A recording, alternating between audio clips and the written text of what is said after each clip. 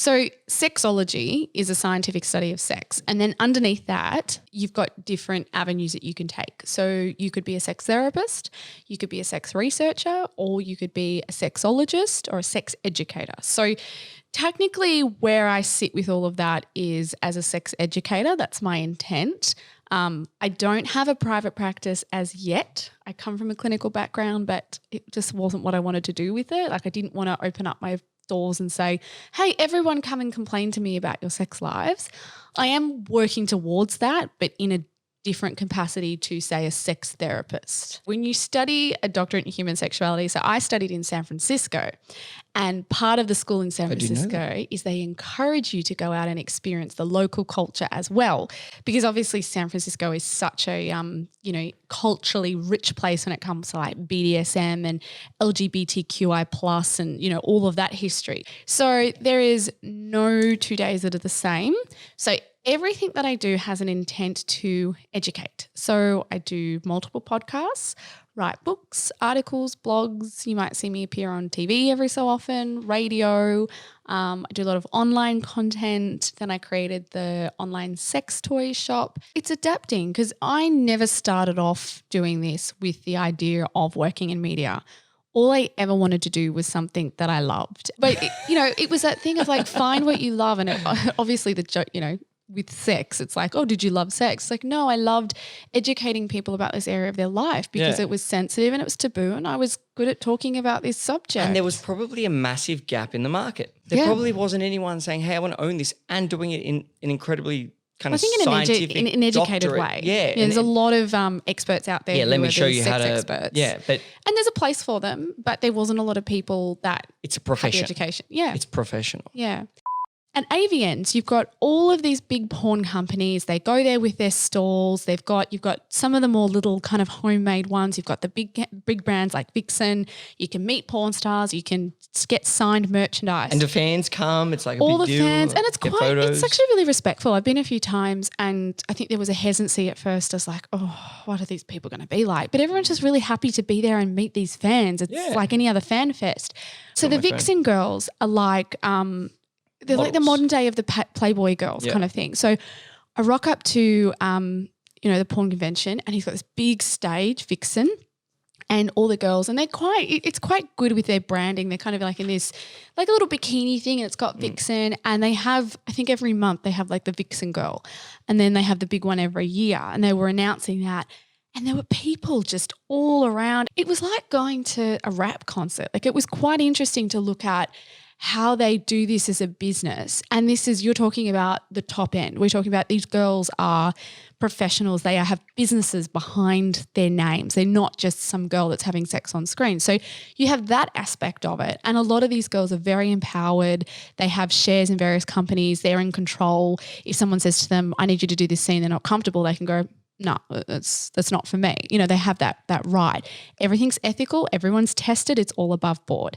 However, because we all have an iPhone and camera and the internet and there's all these these tube sites that you can just upload anything to, you have this area of the industry that is completely dodgy. So that does still exist within the industry. I'm never going to say that the porn industry is completely innocent of that, but I do feel like there is the two sides. So typically in an industry, the government are trying to clean up the industry.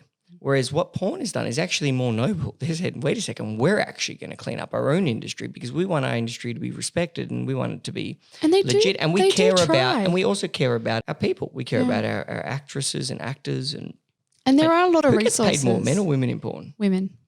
Boom. I know. Big win for the women. It's the one industry where women are generally paid more than men. Yeah, although I did read, I'm not going to lie to you, in my studies, I did read the gay for pay actually get paid more though. Gay for pay. So that's why a lot of heterosexual men will do gay porn and that's why they call it gay for pay. And do they get paid more than the women? Everyone's on a bit of a different bracket, but generally speaking, if you're a really top name as a woman, I think it's about $1,200 a day.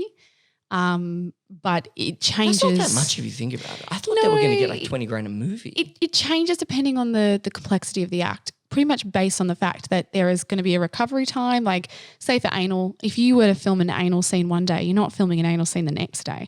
If you're filming a gangbang one day, it's going to take you a few days to recover. So you're technically not able to work. Yeah. Well, whoever told you how to resolve conflict in your relationship besides watching your parents have an argument? Whoever taught you how to have a relationship. Exactly. Or how to sustain a relationship.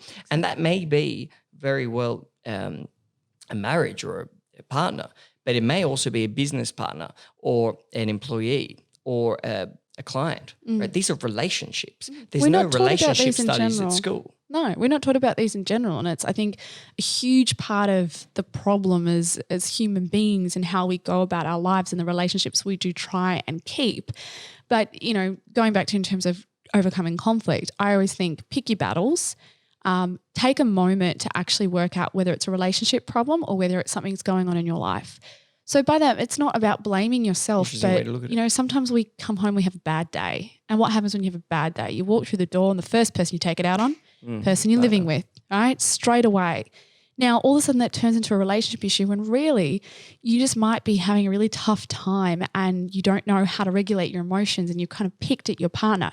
Your partner then gets pissed off and picks at you back and all of a sudden, boom, you've got conflict over what? So you've got to sometimes take a moment to go, is there something else going on? Is this actually about my relationship? You then also have to put yourself in the other person's shoes. So if you're going to bring something up, if you go, no, this is a relationship problem, you're going to bring something up.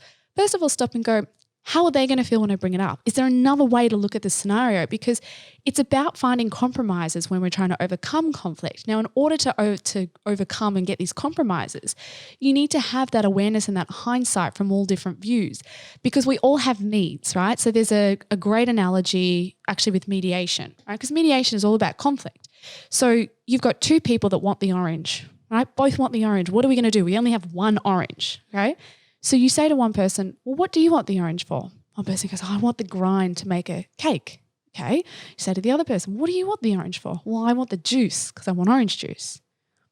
We've got our compromise, right? Or someone could have just said, hey, here's a knife, fucking cut it in half. Yeah, but maybe that's not enough juice for the person that wants the juice because half an orange is not a cup of orange juice, right? So, you know, when we start to have a look at the problems, like, well, what are our needs here? We both come home and we're arguing about the fact that each other doesn't do enough in the house, right? You start to peel the layers of the onion apart and go, really what it signifies for one person is that they don't feel like they are valued for what they do. You're arguing at them saying, you just don't do enough. And they're thinking, I do all this stuff and you don't value me. Really what it's about is being valued, not about housework. So it's kind of looking at this from all sides to work out where is the compromise. But the biggest thing when it comes to this conflict is if you are having the same arguments over and over again with different words, and we tend to get into these behavior patterns, then you need to somehow break that and look at what's really going on because someone might be resentful and they're holding on to something or there's another issue going on in the relationship and it manifests in these smaller ways. But technically, it's the same argument. I could write out, right, going through a period of nearly a year, I could write out exactly what the circle of events were with me and my partner when we were having arguments. It was like clockwork. And once you can step back from that and go, what's really going on here? Is it the surface level issues? Or am I holding on to something that I'm a bit pissed about and I haven't been actually voicing that effectively?